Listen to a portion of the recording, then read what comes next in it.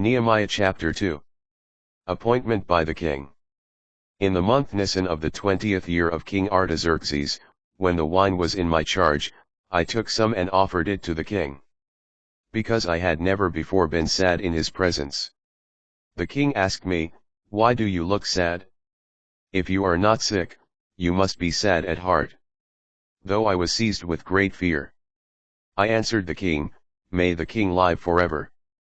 How could I not look sad when the city where my ancestors are buried lies in ruins, and its gates consumed by fire?" The king asked me, "What is it, then, that you wish?" I prayed to the God of heaven. And then answered the king, "If it please the king, and if your servant is deserving of your favor, send me to Judah, to the city where my ancestors are buried, that I may rebuild it." Then the king, with the queen seated beside him, asked me, "How long will your journey take and when will you return?" My answer was acceptable to the king and he agreed to let me go. I set a date for my return. I asked the king further, "If it please the king, let letters be given to me for the governors of west of Euphrates, that they may give me safe conduct till I arrive in Judah. Also a letter for Asaph, the keeper of the royal woods, that he may give me timber to make beams for the gates of the temple citadel, for the city wall and the house that I will occupy." Since I enjoyed the good favor of my God, the king granted my requests. Thus I proceeded to the governors of west of Euphrates and presented the king's letters to them. The king also sent with me army officers and cavalry.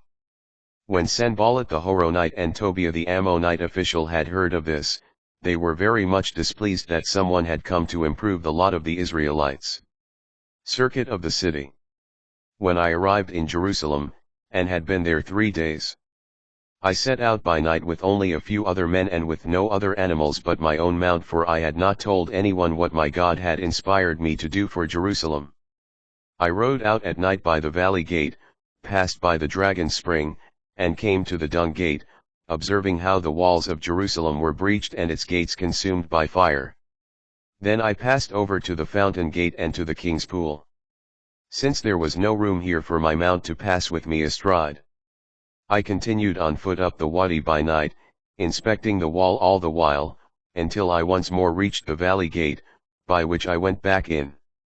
The magistrates knew nothing of where I had gone or what I was doing, for as yet I had disclosed nothing to the Jews, neither to the priests, nor to the nobles, nor to the magistrates, nor to the others who were to do the work. Decision to rebuild the city wall. Afterward I said to them, "You see the trouble we are in, how Jerusalem lies in ruins and its gates have been gutted by fire. Come, let us rebuild the wall of Jerusalem, so that we may no longer be a reproach." Then I explained to them how God had shown his gracious favor to me, and what the king had said to me. They replied, "Let us begin building." And they undertook the work with vigor.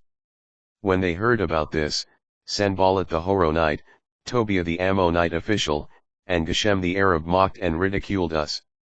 "What are you doing?" they asked. "Are you rebelling against the king?" My answer to them was this: "It is the God of heaven who will grant us success. We, his servants, shall set about the rebuilding, but you have neither share nor claim nor memorial in Jerusalem."